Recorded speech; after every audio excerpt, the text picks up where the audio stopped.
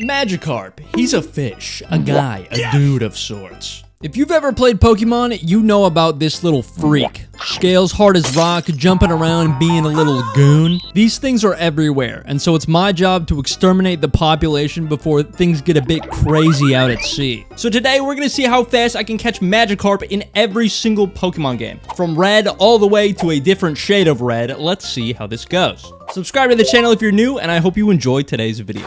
Starting off with the OG Pokemon Red, we wake up and realize we are 10 years old, which means we can go out into the world with no repercussions. Thanks, Mom. I grab myself a small turtle and we head north to Viridian City. After grabbing the GS ball and Thug shaking it back to the professor, we head through the forest, reach Pewter City, defeat Brock, and head east towards Mount Moon. Now inside this Pokemon Center, yes, this one right here, we walk up to this guy who's selling a Pokemon for only $500. Lo and behold, do my eyes deceive me? That's a freaking Magikarp. Oh my god, it's over, we did it. Pokemon Yellow is like Pokemon Red, only this time it is yellow. This time we're forced into using a little rat, who is yellow by pure coincidence. After capturing a Nidoran male west of Viridian City and teaching it double kick, we're able to take down Brock again, buying our fish friend a few minutes slower. Heading to Generation 2, we find ourselves in Pokemon Gold, which is like yellow, but a little different. It's kind of like shiny, I guess. We choose Totodile for our adventure and head west towards Cherry Grove, where we learn how to use the Poke Center in Pokemon Gold. That does not happen. This is awesome. After talking to Mr. Pokemon and Professor Oak, we find our rival, defeat our rival, chump check our rival, identify our rival, and then head to Violet City to beat the first gym. By using Rage and letting our little gator crash out, we're able to sweep everyone we come across. After Falconer is out of the way, we can go south, declare our love of the game to this fisherman, and catch ourselves the Emperor of the Sea in only 25 minutes and 48 seconds. Moving on to Pokemon Crystal, things move much the same as we mooch a rod and a Magikarp much more meticulously, saving a few minutes of time. Pokemon Ruby is like red but rock. Red rock, orange fish. Pokemon Yellow. Green. So we choose Mudkip, and much like in the last games, we have to defeat a gym leader. We gotta meet his daughter. My man is already looking for a son-in-law, Jesus. Let me at least set the time on my Lightning McQueen cuckoo clock first, buddy. We head up north, do some stuff, and now we can go left, I think. Once we reach Petalburg, we meet our dad. Hello, Dad. Goodbye, Dad. You're taking me away from my dad. Hello again, Dad. Goodbye, Dad. So now that we have free will, we're able to head left. Yeah. We make our way up through the woods and defeat the gym leader, Roxanne. We go up to Verdanturf Cave, and we rescue Mr. Briny's Wingull named Pico.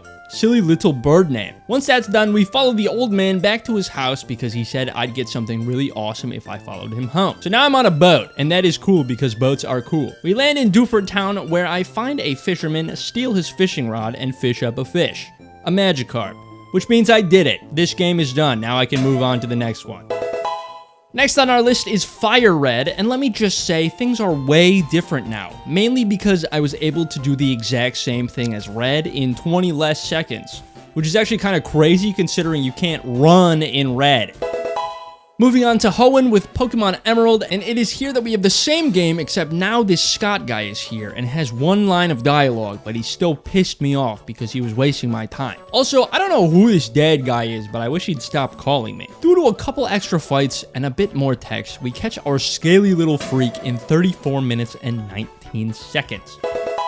DS time, we're playing motherfreaking Pearl, bruh. I'm like dancing around my room right now, I don't even know. After choosing Chimchar for this run, I realized that I was a silly billy boy because Chimchar is a silly billy monkey. A curious fella, like another monkey I used to know. Before learning how to catch a Pokemon, Dawn asks us if we've told our mom we were leaving. No, Mom, I'm gonna go catch Pokemon and stuff, okay? Gosh. Now that that's out of the way, I can take out the trainers and... Hey, Mom, I just forgot something, that's all, I'm fine. I didn't even do anything, Mom, gosh. After reaching Jubilife, we leave Jubilife to the west, where we can already find ourselves a fishing rod. Now I just need to... Ah, there we go, a fresh, beautiful carp in 24 minutes and 5 seconds.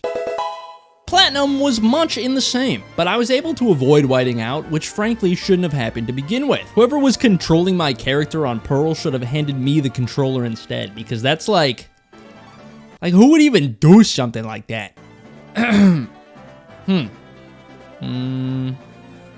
Alright, man, what the fuck? Nope. No, there we are. I just need to catch it now.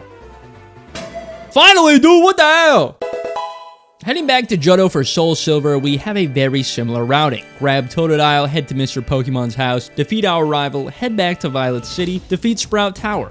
Wait a minute. So in SoulSilver, you're actually required to beat Sprout Tower before taking on Falconer, so I lost a bit of time to that, but we caught our Magikarp in 37 minutes and 8 seconds.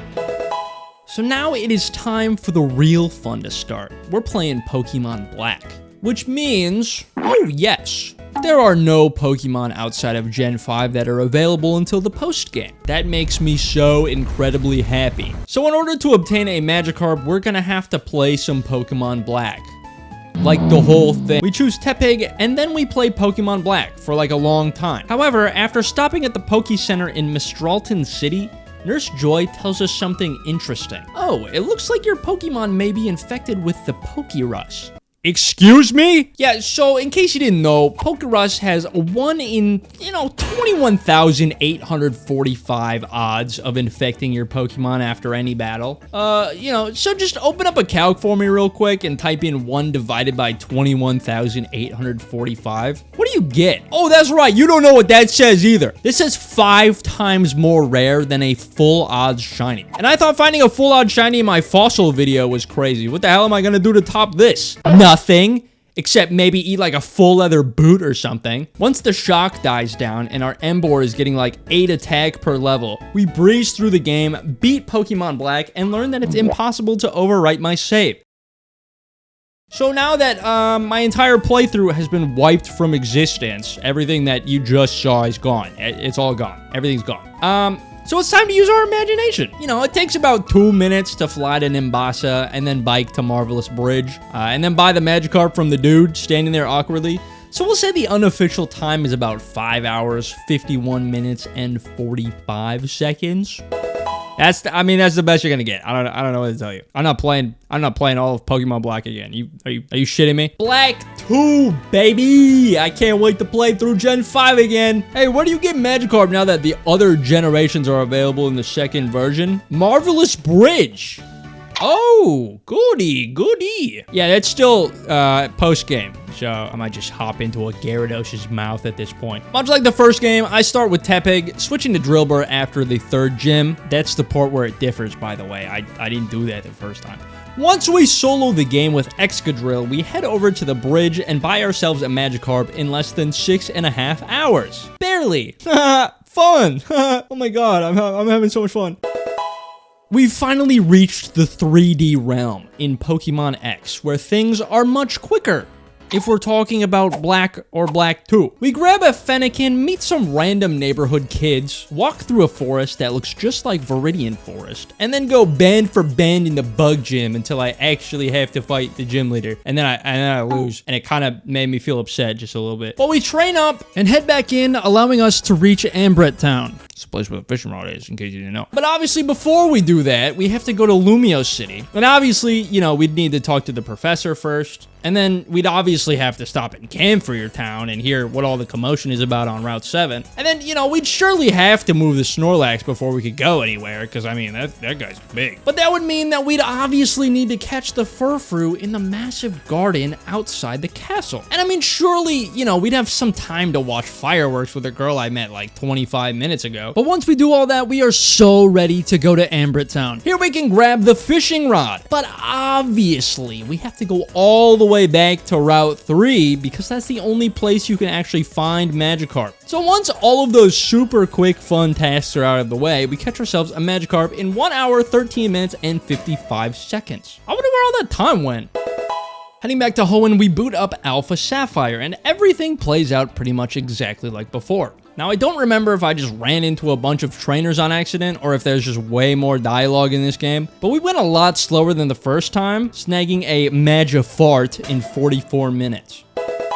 Moving on to the Alola region, I hate this region. Call me a certified hater, but I literally won't even care. I wouldn't even be upset if you left a comment and called me a hater, because like, I don't even care. You can if you want, but I wouldn't care. So in order to gain access to the fishing rod in Pokemon Sun and Moon, we have to beat the water trial on Akala Island, which is the second one. The second island, I mean, not the trial. Since it's a water trial and our only trial, well, actually, I think it is the second trial. I wasn't really paying attention when I played, so I don't actually know. Since it's a water trial and our only trials before that are normal and fighting, I choose Rowlet because flying and grass, duh. So anyway, there's like way too much clicking the A button for me to retain even a single brain cell of knowledge about this game. By the time my Rowlet reached level 10, I was 50 minutes into the game.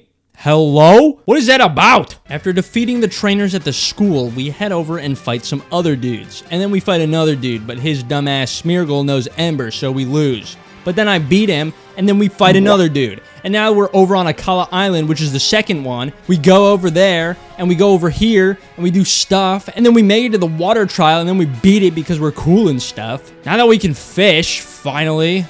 God, we find ourselves a Magikarp and catch it in 2 hours and 53 minutes.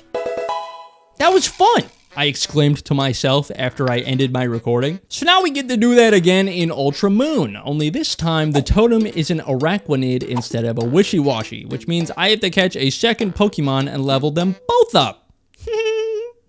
That was so fun. I loved that part. Also, there's more dialogue and some new people who seem to add a lot to the story. I will spare you the details because there aren't any details in a game like this. But we wrestled the Magikarp after 3 hours and 6 minutes.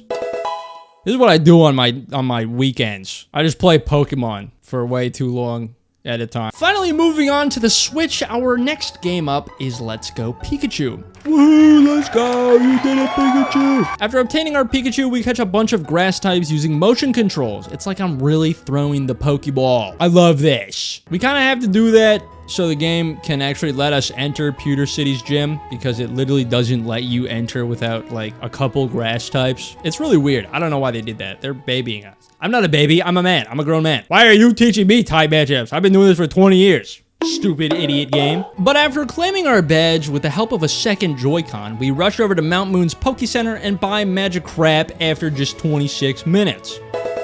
The sword or the shield? The wall or the tiny little man that was thrown quite fast at it? These are the questions we truly ponder in life. So after running around and doing your default before you get your starter stuff, we grab a Score Bunny and run into the scary forest of confusion and collapsing. What?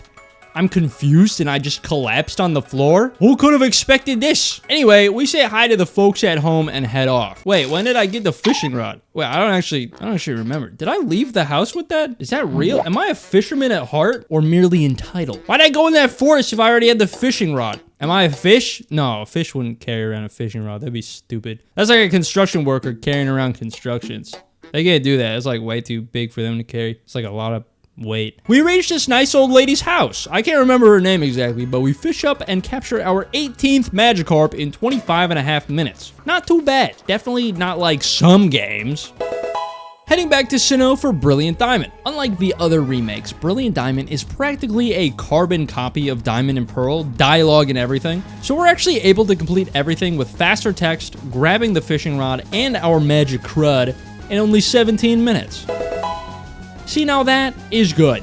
I like that. More of that. You know what I'm talking about? Like, we have 2 games left, but more of that, please. That'd be good. Only 2 games left on the board, and this just so happens to be one of them. In Legends Arceus, the progress is a little different, but it's nothing we can't handle. I've already walked through hell 4 times and came back, so this shouldn't be a problem. We wash up on the shore, and people are like, that was weird. He looks weird. Why is he here? But then I catch Pokemon, and they all lose their fucking minds. It's awesome. You should have seen it. One of them hit the stanky leg, but I'm not going to show you the footage. It was crazy. We choose our starter Rowlet, and I don't entirely remember why I chose Rowlet, but I chose Rowlet, so we have Rowlet. Now, in order to catch ourselves a Magikarp, we need to access the second area within Obsidian Fieldlands. So we need to catch a lot of Pokemon in order to reach the first star of our research rank. We acquire our first star and we have a few battles before gaining access to the next area. Once I tackle some rough terrain, I'm able to head east towards the right side of the map. And it's here that I find a school of Magikarp swimming around, having fun and stuff. Like they do. Come here, little fishies, I say, but they do not listen because they do not understand me. Ven aquí, pececito, I say in Spanish, hoping that will work instead. Once I realize they are literal fish and don't know what I'm saying because they are stupid, I throw them a few orange berries and Jesus! This little freak swam right past it straight up to me. Damn near pissed myself. She's a pesky little one, but I'm able to catch her after a few tries in 1 hour, 3 minutes, and 50 seconds. On to our final installment in the Pokemon franchise, and it's time we go full circle with the whole red color. Pokemon Scarlet has a long intro. Long. Weed Cat, he's cool. He'd throw up on your carpet and stuff. We defeat Pneumonia in battle and... Wait. Did my Google Docs autocorrect her name to Pneumonia? Okay, that is very funny. Here we fall off a cliff and meet a dinosaur who is chill and helps us find our way home in exchange for one homemade sandwich. Dang it. I wanted that. We meet this guy named Arvin, and after battling him, he skedaddles away. I mean, you're named Arvin. You're not gonna win anything. Sorry. Nimona wants to go up to the top of the lighthouse so she can hold my hand and show me beautiful nature stuff as far as the eye can see. You brought me up here to show me Bob-omb Battlefield. Get real, dude. What am I looking at? This is on the Switch? After heading back home, I didn't go home. I don't know where I went. After heading back down, we're able to follow the stream all the way to the sea, where we can find another school of Magikarp. There's no school here. Oh, hey, look at that little idiot splashing around. Hey, buddy, you need water to breathe. You ever heard of gills, you moron? We catch the final Magikarp in 32 minutes and 25 seconds. But I'm sure if it wasn't for the hour-long intro, this could have been the fastest game in the entire franchise. And that's it. Here's the list of every game from fastest to slowest. Thank you so much for watching until the end. It really means a lot to me. Subscribe if you haven't already, and maybe leave a like if you enjoyed the video. I don't know what I'm going to do with 21 Magikarps. Maybe I will put them all in a little pool and watch them swim. And then I could maybe jump into the pool too, and then I could also swim with them. That would be fun, I think. I don't know if you'd be able to fit. It's not a massive pool. And like 21 Magikarp, like there might not be enough room. So I might just do it by myself, if that's okay.